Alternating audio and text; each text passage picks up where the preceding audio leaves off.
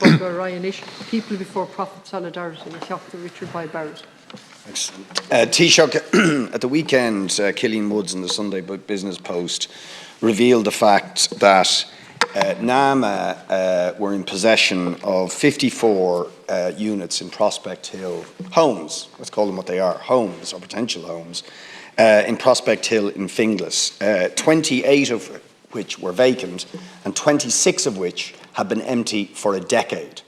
A really incredible fact for a publicly owned agency. But this information confirmed information and gave detail on information that I received in a parliamentary question recently, which frankly, when you add it all together, is even more shocking and disgraceful, is that NAMA is still in possession of 577 acres of residential land suitable to deliver housing. And in the answer to the question I gave, they confirmed, first of all, that they are in possession of 50 units that are sitting vacant, but that they also have 1,400 units under construction, 4,600 with planning permission, 7,500 where planning has been submitted or is in preparation, and 8,500 at pre-planning. In other words, they have the land and assets well underway to deliver 24,000 homes. But what are they doing with them? They are selling them at prices of in excess of €500,000. They are selling them to vulture funds and cuckoo funds, property speculators, and the very people who are driving rents up to absolutely unaffordable levels, and to house prices up to completely unaffordable levels for the vast majority of working people. Brendan McDonagh confirmed and questioned about this recently, that they do not sell properties unless they can yield a profit from them. Now, I ask you, Taoiseach, is the government not speaking out of both sides of its mouth when they say, on the one hand, we are doing absolutely everything we can to address the housing crisis and to deliver public and affordable housing, and yet at the same time there is an agency that is fully in control of the state, that has paid off all its debts, that has €1.2 billion in cash reserves after selling, by the way, €42 billion worth of property and assets, mostly to the same vulture funds and cuckoo funds, but where there is no excuse now for NAMA not delivering every single house or residential unit that is capable of delivering for public and affordable housing only. How can you possibly allow a situation where a public agency is actually contributing to the housing crisis, is facilitating the property developers, and then in some cases, as they also confirmed in the parliamentary question, selling it to these property investors who then lease it back to local authorities where we pay astronomical amounts of public money to those same entities. Isn't that outrageous? And will you issue an instruction, which you can under the Finance Act, to NAMA to deliver everything it has now as public and affordable housing and stop their actions which are contributing to the housing crisis? That instruction can't be issued in that manner, as simply as you've just articulated, and you know that well, because the legislative underpinning of NAMA is a very specific act that has very specific objectives and functions set for NAMA, which are well established.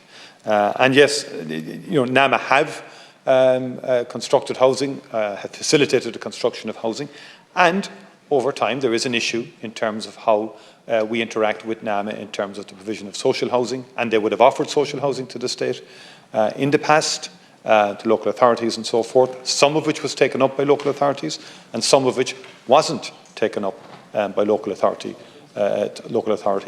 because of their views in terms of the suitability of the particular housing that might have been offered by NAMA at the time.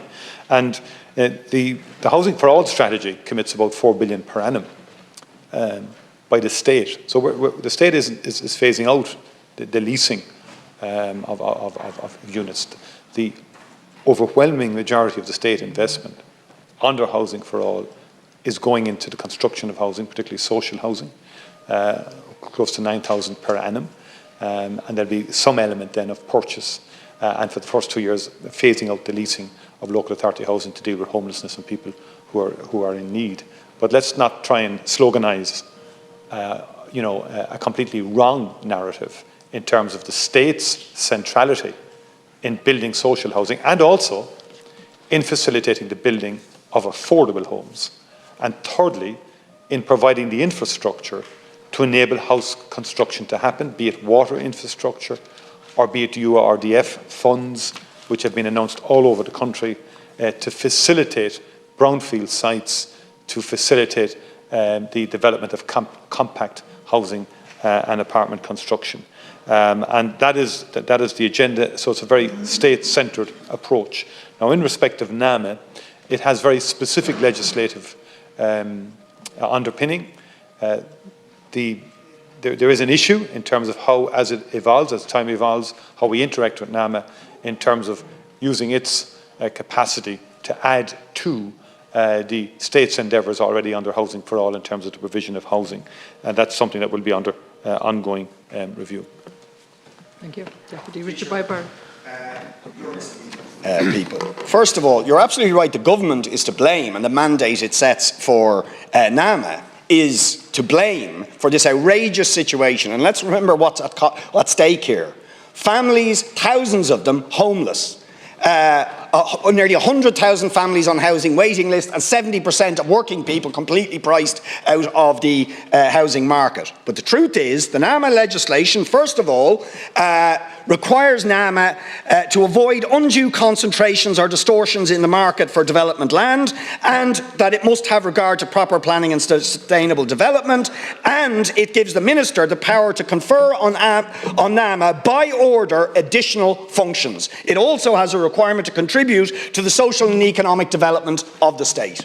So the power is there. It is in the hands of the government to tell NAMA what to do with its remaining housing and land assets.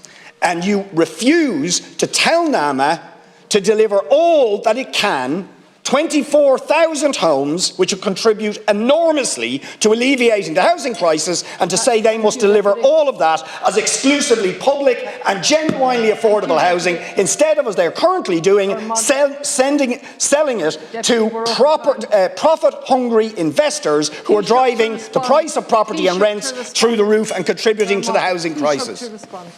NAMA was established. NAMA represents the taxpayer. NAMA had a responsibility in terms of the loans it took over to yield a return for the taxpayer in the first instance, whom the Oireachtas represents. NAMA also, as I said earlier, did offer housing stock and has offered housing stock to local authorities already.